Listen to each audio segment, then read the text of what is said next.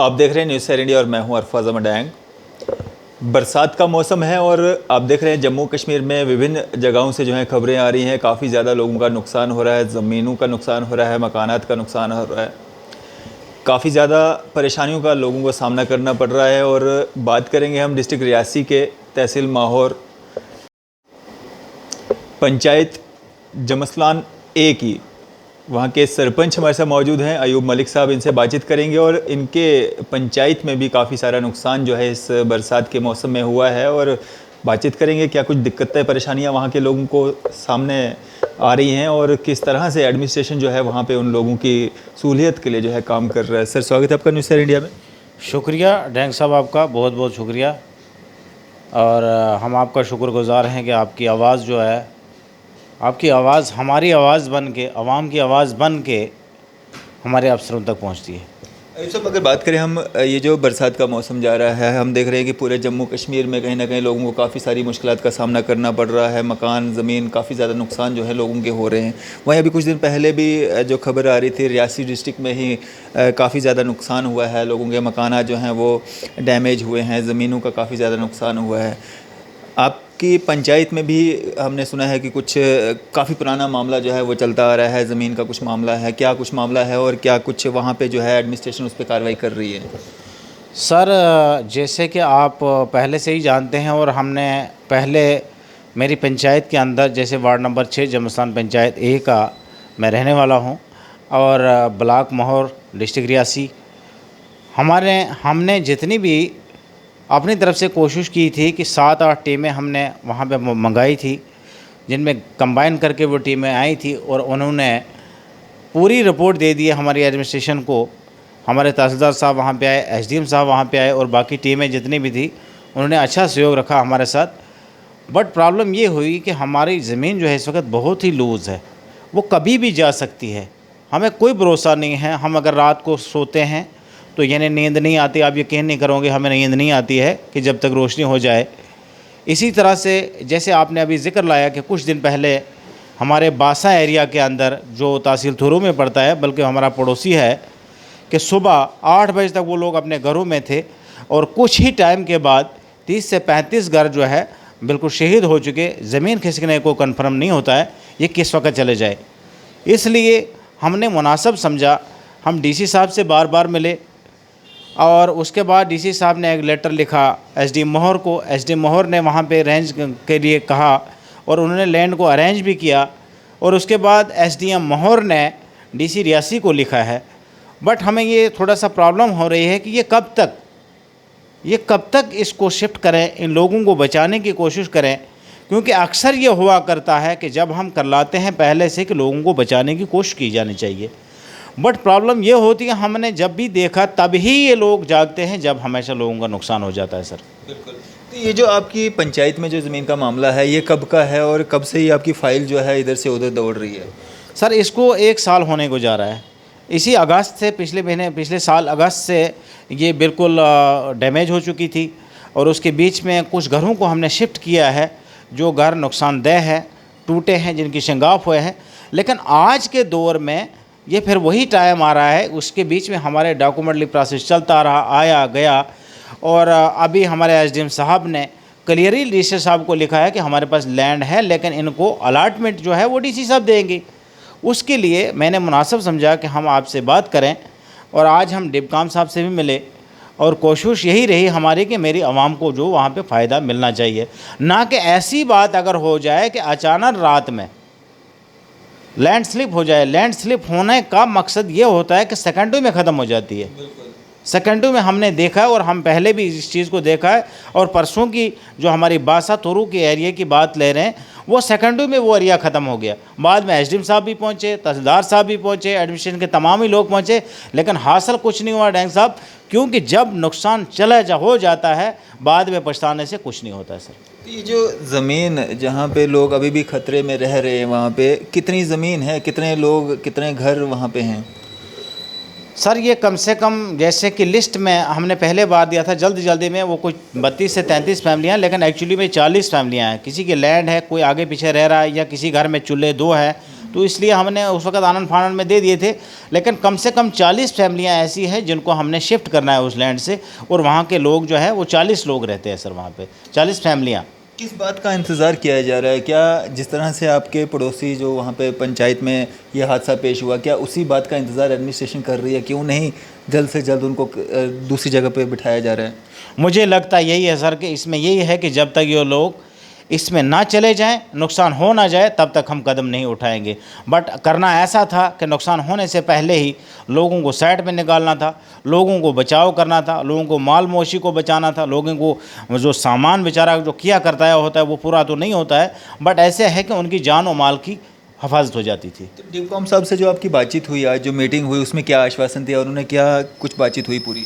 हमने by written application दी, अब उसके क्या नतीजे आएंगे वो आप खुद ही जानते हैं, उसके क्या नतीजे आएंगे वो आगे देखेंगे।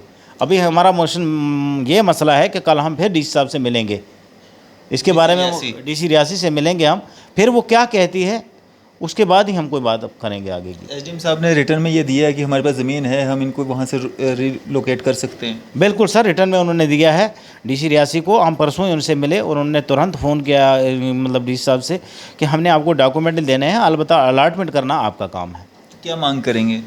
हम ये मांग करेंगे आपके माध्यम से, अगर इसको डिवकाम देखें, हमारे गवर्नर साहब देखें या हमारे डीसी रियासी साहब जो हैं, मैं ये चाहता हूँ कि जल्द अज जल्द लोगों की जान और माल की हिफाजत सबसे पहले फ़र्ज़ है।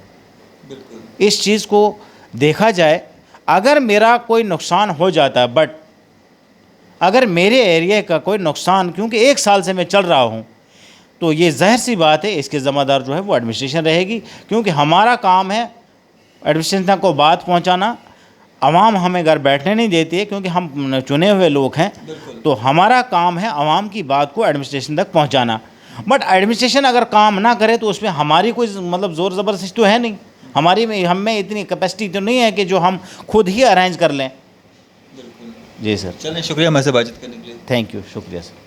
तो ये थे हमारे साथ अयूब मलिक साहब, जिनका साफ तौर पे कहना है कि पिछले लगभग 1 साल से ये दौड़ लगा रहे हैं, हर एक जो एडमिनिस्ट्रेशन में बैठे हुए ऑफिसर्स हैं उनके पास जा रहे हैं कि इनकी जो वहाँ पे ज़मीन है, इनकी पंचायत में जो लोग लगभग 40 घर, जिस तरह से ये बता रहे हैं 40 लोगों की ज़मीनें उसमें आती हैं, घर आते हैं, वो कहीं ना कहीं ख़तरे में वहाँ पे रह रहे हैं। और एसडीएम जो है वहाँ के, वो भी रिटर्न में डीसी साहब को ये दे रहे हैं कि हमारे पास ज़मीन है, हम इनको रीलोकेट कर सकते हैं, लेकिन अभी तक जो है डीसी साहिबा की तरफ से कोई इस तरह के ऑर्डर्स जो हैं वो जारी नहीं किए गए हैं। उम्मीद करेंगे इस वीडियो के जारी होने के बाद जो है एडमिनिस्ट्रेशन हरकत में आएगी और इन लोगों को जो अभी तक ख़तरे में रह रहे हैं उनको वहाँ से रिलोकेट किया जाएगा ताकि उनकी जान और माल की हिफाजत हो सके। हमारे साथ एक व्यक्ति और भी हैं, सोशल एक्टिविस्ट हैं, उनसे हम बातचीत करेंगे इस पूरे मामले में।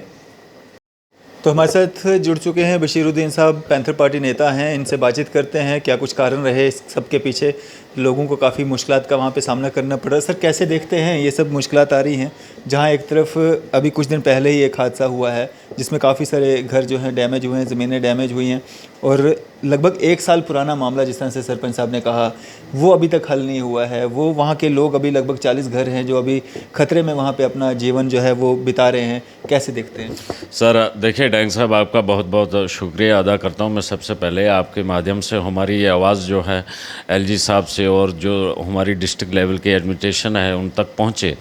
वहाँ पे जो है कम से कम 1 साल हो गया हमें जो है भटकते आगे पीछे, और कागज़ों में लोगों की परेशानी जो है, जब बर्फ़बारी का मौसम था तो लोगों को जो है वहाँ पे बड़ी मुश्किलात आने लगी। कईयों के घर जो है वो बहुत से हद से ज़्यादा जब डैमेज हुए तो उसके बाद जो है हमने एसडी मोहर और वहाँ पे कई टीमें आई, ज्वालॉजी की टीम आई, उनने जब उसको माइनिंग किया, वहाँ पे माइनिंग करने के बावजूद उनने ये पूरा क्लियर दिया कि ऑल डिपार्टमेंट जो है जॉइंट, उनने एक वो ऑपरेशन किया था वहाँ पे।